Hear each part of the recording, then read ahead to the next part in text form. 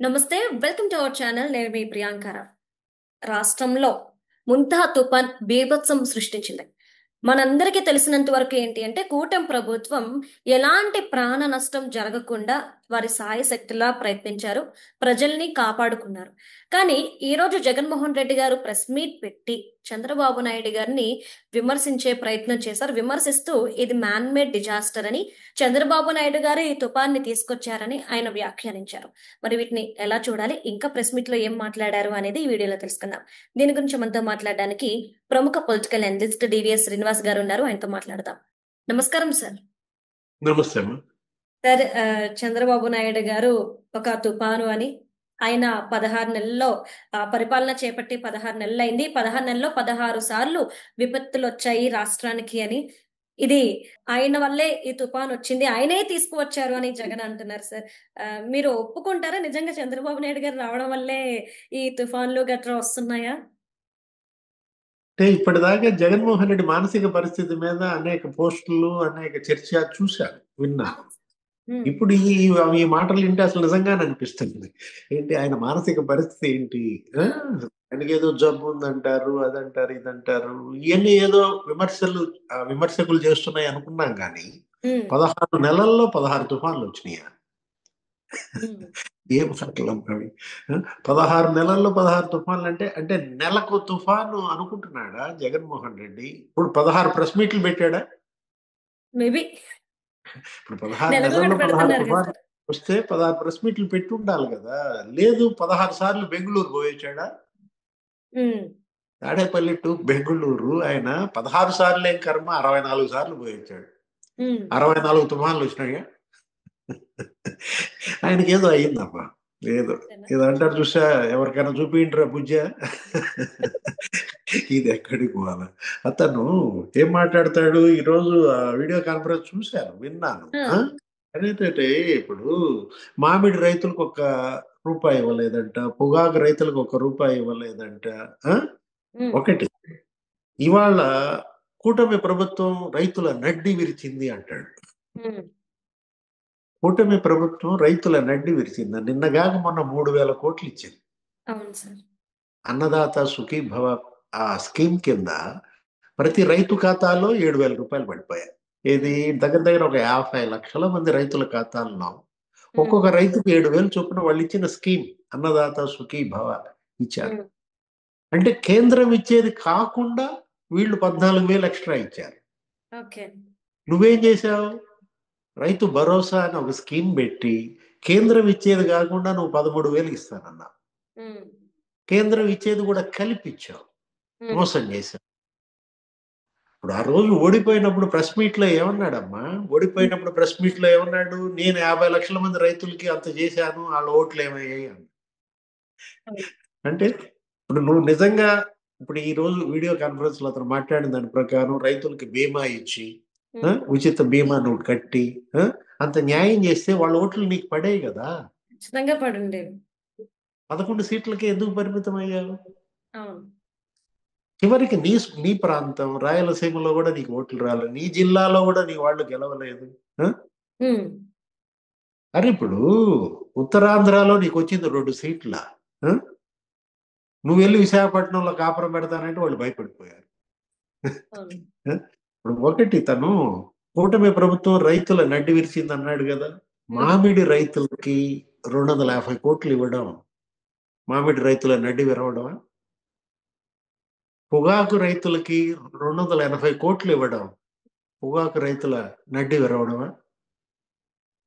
మిర్చి, నువ్వు ఏమని జీవో ఇచ్చావు? నువ్వు సీఎం గా మిర్చి మరి 6,000 కొనమని జీవో ఇచ్చావు. అవును. 12,000 కొనిపించాడు చంద్రబాబు. అవును సార్. మిర్చి రైతుల నడ్డి విరిచిన చంద్రబాబు. అంటే మీరు ఇన్ని ఇప్పుడు చెప్తున్నారు కాబట్టి ఒక డౌట్ వచ్చింది సార్. ఆ, జగన్ గారు ప్రెస్ మీట్ లో ఒక మాట అన్నారు. తుపాను చంద్రబాబుని మీరు తీసుకొచ్చి పెట్టుకున్నారు నెత్తిన అని చెప్పేసి అన్నారు.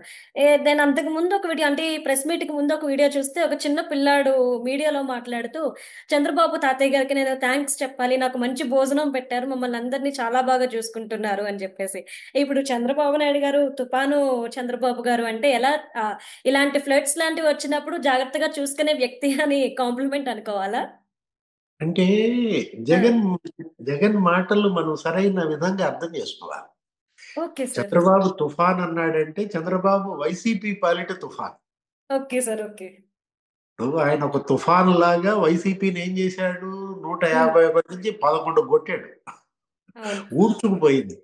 చంద్రబాబు తుఫాన్ నిజమే కరెక్టే. చంద్రబాబు తుఫాన్ మొన్న ఎలక్షన్‌లో కనపడింది. ఆ హ్మ్. తెఫ్ ఆ తుఫాన్ దెబ్బకే వైసీపీ అసలు తీరం ఎక్కడో తెలియకుండా పోయింది. ఓకే. తీర తీరం దాటడం దేవుడెరుగు. ఆ! అసలు హ్మ్. అడ్రెస్ లేకుండా పోవటానికి మరి చంద్రబాబే గదా! తుఫానే గదా! కారణం. హ్మ్. ఓకే. ఇప్పుడు ఆ! ఇవాళ ముఖ్యమంత్రిగా ప్రజలు నీకు అవకాశం ఇచ్చారు. అవును సార్. ఏం చేశారు? నువ్వేం చేశావు? 151 సీట్లతో నిన్ను నెత్తిన పెట్టుకుంటే, హ్మ్. అరే కృష్ణా వరద బీభత్సం. హ్మ్. కృష్ణా వరద బీభత్సం ఉధృతంగా కృష్ణమ్మ పొంగి ప్రవహిస్తుంటే ప్రకాశం బ్యారేజ్ గేట్లెత్తల. గేట్లెత్తకుండా ఆడుకున్నాడు. హ్మ్. ఏంటి ఉండవల్లి కరకట్ట మీద చంద్రబాబు ఇల్లు ముంచాల.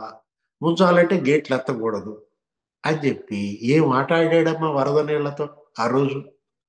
చివరికి లంక గ్రామాలన్నీ కొట్టుకుపోయినాయి. లంకలన్నీ నీట మునిగితే ఇతను ఎక్కడున్నాడు? అమెరికాలో ఉన్నాడు. కృష్ణా వరదలొస్తే అమెరికాలో ఉంటావా? గోదావరి వరదలొస్తే ఎక్కడున్నాడు? హ్మ్. జెరూసలం పోయాడు. మొక్కులని జెరూసలంలో ఉన్నాడు. హ్మ్. అరే ఫోనీ తుఫాన్ అని వచ్చింది. ఫోనీ తుఫాన్ వస్తే జగన్ ఎక్కడ ఉన్నాడో తెలుసా? AMB mall. Okay. Hyderabad AMB మాల్‌లో బ్రహ్మాండంగా సినిమా చూస్తున్నాడు. అవెంజర్స్. అరే! ఇప్పుడు నువ్వు చంద్రబాబుని విమర్శించే నైతిక హక్కు నీకుందా? ఇవాళ అతను విపత్తులకు అతను అడ్రెస్ చేసే విధానం ఒక హ్మ్. మోడల్. ఆయన 16 ఏళ్ళు సీఎంగా హ్మ్. ఆ! అదనుకుంటా. అది అసలు విషయం. ఏది నువ్వు 16 విపత్తులు అంటున్నావు చూసావా? ఆ! ఆ! ఇక్కడ, ఇక్కడ కనెక్ట్ అయిందా? 16 ఏళ్ళు ఓకే. సీఎంగా చేశాడు. ఆయన 16 ఏళ్ళు సీఎంగా చేస్తే, హ్మ్. అరే! ఎన్ని విపత్తులు ఎదుర్కొన్నాడమ్మా! అవును సార్. ఆయన ఇప్పుడు 1.0 ఇప్పుడు హ్మ్. ఇది 4.0 అనుకుంటా. 1.0లో ఆయన మరి కోనసీమ తుఫాన్‌లో మొత్తం సెక్రటేరియట్ తీసుకెళ్ళి రాజమండ్రిలో పెట్టించాడు. అవును సార్. ఐఏఎస్‌లు, మంత్రులు అప్పుడు ఉమ్మడి రాష్ట్ర సీఎంగా హ్మ్. మొత్తం క్యాబినెట్, సెక్రటేరియట్ ఎక్కడ హైదరాబాద్ వదిలేసి రాజమండ్రిలో మొత్తం అక్కడంతా సాధారణ పరిస్థితులు నెలకొల్పేదాకా అక్కడే ఉన్నారు. హ్మ్. ఒక్క కోనసీమ తుఫానే కాదు. ఒరిస్సాలో తుఫానొస్తే ఆంధ్రప్రదేశ్ పోలీసులు అక్కడ ఆదుకున్నారు. ఆ ఒరిస్సా ముఖ్యమంత్రి పెద్ద సర్టిఫికేట్ ఇచ్చాడు. అవును సార్. అంటే తుఫానుల్లో చంద్రబాబు అడ్రెస్ చేసే విధానం గురించి చెప్తున్నాననమాట నేను. ఎందుకు మొన్న 3.1లో ఆ హ్మ్. 3.1లో ఏంటది? హుద్‌హుద్ తుఫాన్. అవునా సార్. అవును. హుద్ తుఫాను 250 కిలోమీటర్ల వేగంతో విశాఖని వణికిచ్చేది. అవును. నిన్నెంతమ్మా నిన్న 100 కిలోమీటర్ల వేగంతో గాలులొచ్చాయి. ఏది అవును సార్. మచిలీపట్నం, కాకినాడ, మొంతా తుఫాన్. ఆ అవును. హుద్‌హుద్ తుఫాన్ 15 రోజులు అక్కడే ఆయనుండి హ్మ్. కూలాళ్లలో కూలాడైపోయాడు. అతనే రంపం తీసుకొని చెట్లు కోసాడు. అవును సార్. కరెంటు స్తంభాలు నేలకు గులయ్యమ్మా. విపరీతంగా మొత్తం చెట్లన్నీ ఇరిగి పడ్డాయి. లక్షలు, వేలు. విశాఖ అసలు కోలుకుంటుందా అనుకున్నారు. అట్లాంటి విశాఖ మళ్ళా ప్రధాని మోడీ, చంద్రబాబు వస్తే హ్మ్. ప్రజలందరూ స్టాండింగ్ ఓవేషన్ ఇచ్చారు ఆయనకి. ఆయన అవును. ఆదుకున్న విధానానికి. ఆ! తిత్లీ తుఫాన్. హ్మ్. సిక్కులను వణికిచ్చింది తిత్లీ. ఆ! హ్మ్. జగన్మోహన్ రెడ్డి పాదయాత్రలో పక్క జిల్లాలో ఉండి కనీసం వెళ్ళలేదు. అవును సార్. తిత్లీ తుఫాన్ వస్తే హ్మ్. జగన్మోహన్ రెడ్డి పక్కనే ఉన్నాడు. పాదయాత్ర చేస్తున్నాడు. అవును. కనీసం శ్రీకాకుళం వెళ్లి పలకరీయలే. చంద్రబాబు అక్కడే అసలు పండగ గూడా అక్కడే. దసరా హ్మ్. పండుగ ఏదో వస్తే మేడం భువనేశ్వర్‌ని గూడా నేను రాను నువ్వే రా ఇక్కడికి అని చెప్పి పిలిపించుకొని బాధితుల మధ్య పండగ చేసుకున్నారు. అవును. అంటే ఒక్కొక్క మండలానికి ఒక ఐఏఎస్‌ని పెట్టారు. హ్మ్. ఇప్పుడు చూసావు ఏది లాస్ట్ ఇయర్ ఎక్కడ బుడమేరు పొంగింది. హ్మ్. నిజమా? ఎప్పుడు కని విని ఎరుగని వరద. అవును అరే! సార్. డ్రోన్‌లతో మందుల పంపిణీ. హ్మ్. డ్రోన్‌లతో ఆహారం, మంచినీళ్ళు, ప్యాకెట్లు అంటే మనిషి గూడా వెళ్ళలేని పరిస్థితుల్లో. ఆ హ్మ్. సందులో ఇరుకైన సందు. ఆ సందుల్లో నీకు మొలలోతు గాదు, మెడలోతు నీళ్లు. హ్మ్. ఎలా ఇవ్వాలి వాళ్ళకి పాల ప్యాకెట్లు ఆలోచించారు. డ్రోన్‌ల ద్వారా పంపించారు. అసలు అవును సార్. డ్రోన్ ద్వారా బ్లీచింగ్ స్ప్రేయింగ్ ఊహ కలుద్దా? అరే ఫైర్ ఇంజన్లతో బురద వదలగొట్టారమ్మా. అవును ఫైర్ సార్. ఇంజిన్లు దేనికి వాడతారు చెప్పు? ఫైర్ ఇంజిన్లు దేనికి వాడతారు? అగ్ని ప్రమాదం, ఆ? అవును. మంటలు ఆర్పటానికి వాడతాం. అలాంటి అవును. ఫైర్ ఇంజిన్లతో 40,000 ఇళ్లలో బురద వదిలించింది. అవును. అరే నీకు ఫ్రిడ్జ్లు, వాషింగ్ మెషిన్లు, లేకపోతే ఇవన్నీ కూడా బురద కొట్టుకుపోతే ఫైర్ ఇంజిన్లను పంపించి మొత్తం క్లీన్ చేపించి, అర్బన్ క్లాప్ యాపా ఏదో యాప్ ఉంటుంది, అవును సార్. అర్బన్ వాళ్ళందరినీ క్లాప్. పిలిపించి, వాళ్ళందరితో మోటార్ సైకిళ్ళు కూడా బురదమయం అయిపోయాయి. కార్లన్నీ బురద కొట్టుకుపోయాయి. మొత్తం ఫైర్ ఇంజిన్లతో బురద వదల్చొచ్చు. అంటే నేను ఇది చేసే విధానం చెప్తున్నాను అన్నమాట. ఏది అదే ఏ సార్. విధంగా విపత్తు సహాయక చర్యలు చేపట్టాలంటే ఉమ్. ప్రతిపక్షంలో ఉండి కూడా చేశాడమ్మా అవును చంద్రబాబు. సార్. 2009 వరదలు వస్తే 2009లో అప్పుడు ఎవరున్నారు? రోసయ్య ఎవరో ఉన్నారు. రాజశేఖర రెడ్డి చనిపోయినట్టున్నాడు. అవును ఆ? సార్. రోసయ్య గారు, తర్వాత కిరణ్ కుమార్ రెడ్డి గారు ఉన్నారు. మంత్రాలయం ఆ. అసలు ఆశ్రమం, రాఘవేంద్ర స్వామి ఆశ్రమం చుట్టూ శవాలే. ఆ? ఓ. అరే ఆ. రే కర్నూలు సిటీ మొత్తం నీకు మెడలోతు నడువులోతు బురద. ఏది మెయిన్ రోడ్స్ లో. ఆయన ఉమ్. వెళ్ళేదాకా ప్రభుత్వం అసలు రాలా. ఓకే. ప్రతిపక్షంలో ఉండి ఆయన ఆయన బురద తీయటం బిగించేశాడు. నేనుంటాను, మీరు చేయాల్సిందే నా మున్సిపాలిటీ వాళ్ళ మీద గదివి. Opposition leader. ఓకే. అరే ఉత్తరాఖండ్ చార్ధామ్ వరదల్లో మన తెలుగు యాత్రికులు చిక్కుకుంటే ఉమ్. పోటీపడి ఆ రోజు ప్రభుత్వంతో పాటు ప్రతిపక్షం తరఫున ఈయన స్పెషల్ ఫ్లైట్లు పంపించి తెలుగుదేశం పార్టీ తరఫున ఉమ్. అక్కడ యాత్రికుల్ని ఇక్కడికి తిప్పించి వాళ్ళ ఉమ్. స్వస్థలాలకు బస్సుల్లో ఇంటికి పంపించి, ఆ, క్షేమంగా వాళ్ళ ఇళ్ళకి చేరేదాకా చేశారు. ఆ రోజు హనుమంతరావు చంద్రబాబు పోట్లాడుకున్నారు. ఓకే. తెలుసు కదా నీకు, అవును హైదరాబాద్ సార్. ముస్లిం. అవును సార్. ఆ. విహెచ్ చంద్రబాబు ఉమ్. మీద పోట్లాడాడు. ఏమని? రైట్, గవర్నమెంట్ లో ఉంది మేము, కాంగ్రెస్ పార్టీ, ఆ. నువ్వెవరివి, నువ్వెందుకు ఓకే. సహాయ చర్యలు చేస్తావు, ఆ? ఆ. నువ్వెందుకు స్పెషల్ ఫ్లైట్ పంపిస్తావు అని ఆ. దగ్గర దగ్గర విమానాశ్రయంలో ఇద్దరు యుద్ధం. ఉమ్. ఈయనేమో నవ్వుకుంటాడు. ఎవరు? చంద్రబాబు. ఆ? ఓకే. ఏంటంటే ప్రతిపక్షంగా ఆ. చేయాల్సిన విధానం, ప్రభుత్వం పైన ఒత్తిడి ఎలా తేవాలి? ఉమ్. ఊరికే వీడియో కాన్ఫరెన్స్ పెడితే సరిపోద్దా? అవును. ఊరికే ప్రెస్ మీట్ పెడితే సరిపోద్దా? లేదు. రేపు మళ్ళా ఉంటాడా? శుక్రవారం వెళ్ళిపోతాడా? అంటే సార్ నాకు అర్థం కాదు ఏంటంటే ఇప్పుడు ఆయన ప్రెస్ మీట్ పెట్టి కాన్ఫరెన్స్ ద్వారా ఇలా జరగలేదు, అలా జరగలేదు, చంద్రబాబు నాయుడు గారిని టార్గెట్ చేసుకుంటూ మాట్లాడుతున్నారు. కానీ ఈ పరిస్థితి నెలకొన్నప్పుడు కనీసం ఆయన ఒక్కసారి కూడా విజిట్ చేయలేదు. ఫస్ట్ విజిట్ చేసి ఎలా ఉన్నారు అని చెప్పేసి ప్రజల్ని అడిగే ప్రయత్నం చేయకపోగా డైరెక్ట్ గా ముఖ్యమంత్రిని టార్గెట్ చేస్తూ మాట్లాడడం ఎలా చూడాలి? అంటే వాళ్ళకి కావాల్సింది ఆ, ప్రజలు కావాలా, లేదంటే సీఎం సీట్ కావాలా జగన్మోహన్ రెడ్డి గారికి? అంటే రెడ్ కార్పెట్ వేయలేదు. ఆయన గారి కోసం. ఇప్పుడు ఆయన ఎవరినన్నా పలకరించాలన్నా, ఆ. పరామర్శించాలన్నా రెడ్ కార్పెట్ వేయాలి. ఏది? ఇప్పుడు అప్పుడు అస్సాం అని తుఫానా ఏదో వచ్చింది ఆయన సీఎం గా. ఆ? అవును సార్. రైతుల దగ్గరికి వెళ్ళలేదు ఆయన. రైతులనే పిలిపించుకున్నాడు ఒడ్డుకి. అవును. పిలుచుకుని రెడ్ కార్పెట్ పరుచుకున్నాడు. ఆ?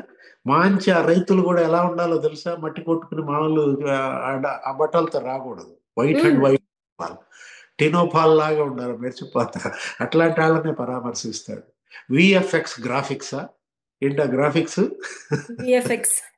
ఇప్పుడు సాక్షి పేపర్ చూసేప్పుడు నీతో మాట్లాడేటప్పుడు ప్రచార విపత్తు అంట చంద్రబాబుకి. ఆ? చంద్రబాబుకి కాదు ప్రచార విపత్తు నీకు. ఏది? ప్రచార విపత్తు కాకపోతే వాళ్ళు కంకులు ఇచ్చారు.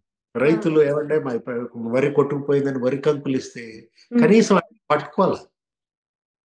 ఇప్పుడు ఇవాళ పవన్ కళ్యాణ్ వెళ్ళాడు ఆ వెళ్ళాడు కోడూరు సార్. పొలంలో దిగాడా లేదా?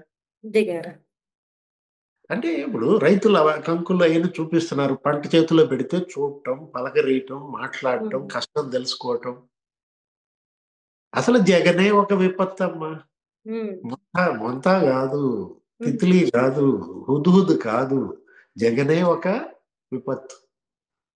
ఈ విపత్తు బారి నుంచి ఆంధ్రప్రదేశ్ని ఎవరు కాపాడతారు చెప్పు? చంద్రబాబు నాయుడు గారా? మరి ఆయనే. ఏది? విపత్తులు బాంధవుడు ఆయనే కాబట్టి, ఉమ్.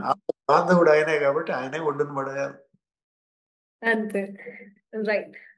Thank you so much sir. నమస్తే.